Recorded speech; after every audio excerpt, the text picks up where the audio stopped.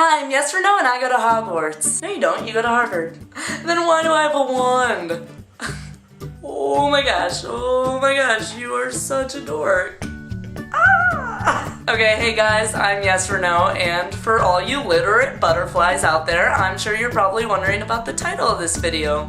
Rejected from Stanford, accepted to Harvard. And who doesn't love a good underdog story? So here it goes. I grew up a black girl on the streets. Okay, stop. No, you grew up as a fourth black kid on the streets of Medallion Estates. Excuse me, don't interrupt. Public school. Tough crap. Always fighting for my next meal. Okay, but it was a very nice public school. And I don't think that playing rock, paper, scissors for the last cheese stick really counts as fighting for your next meal. I mean, like, who are you? I'm sorry, didn't you go to school in suburban Ohio? Exactly. And that's why I had to get out.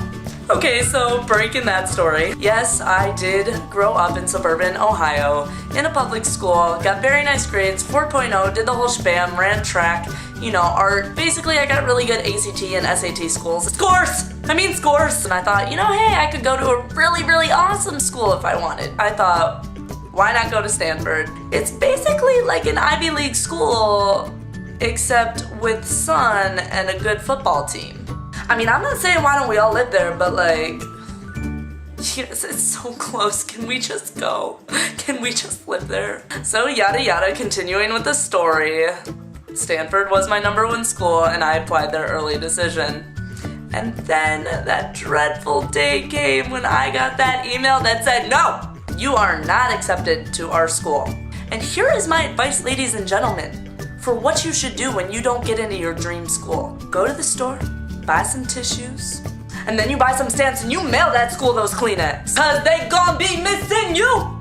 But in all honesty, guys, when I got rejected from Stanford, I didn't cry. I took my moment, you know, my one moment to myself where I'm like, pity is me, and then I realized, suck it up, Taylor, you got everything going for you, and I sat down and I wrote applications for the University of Wisconsin and Harvard. I never expected to get into Harvard. I thought I was gonna get a big fat rejection letter, or small, you know, because they come in those small envelopes now, and I thought, well, you know, at least I can frame that. But actually, though. But you know, for some reason, I was still hopeful. I did what I do best, and I turned to the internet for inspiration. Why go to the parents when you can go to the World Wide Web? Right? So I was sitting there typing in stuff, you know, famous people rejected from dream schools, and what do you know? Warren Buffett was on that list, Meredith Vieira was on that list, Ted Turner was on that list, Tom Brokaw was on that list, SpongeBob was even on that list. Not Patrick though, he couldn't get it. But the funny thing was I was going to all these places to make myself feel better about the fact that I got rejected from Stanford, but all these people had gotten rejected from Harvard. So that just made my confidence, like, plummet. But then, what happened next was so insane, some might even call it Linsane. I'm talking about Jeremy Lin, okay, you got me. So I was watching his YouTube video, How to Get into Harvard, and at the end of it, he mentioned that his dream school had been Stanford, but he got rejected from Harvard. Stanford! I meant Stanford! And so I scrolled down into the little comments, and the one that had like 67 likes said, rejected from Stanford, accepted to Harvard, like a boss.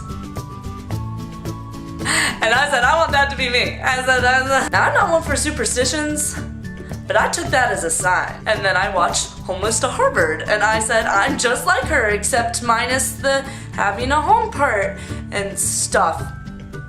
And I took that as a sign, and it actually did happen for me. I'm not gonna tell you the story of the exact moment that I got into Harvard. I'll leave that story for another video.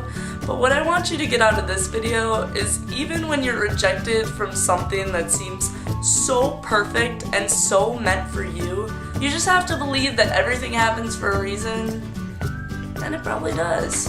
I mean, like, it's real easy for me, having been rejected from Stanford, accepted to Harvard, saying, yeah, sure, yeah, things happen for a reason, but they do. And if you just put in the effort to get there, if you just do what you want to get there, you will. Because, well, you know what, it happened for me. And It happened for Tom Brokaw and SpongeBob. So, sorry this turned into a motivational video, but do your thing, honey.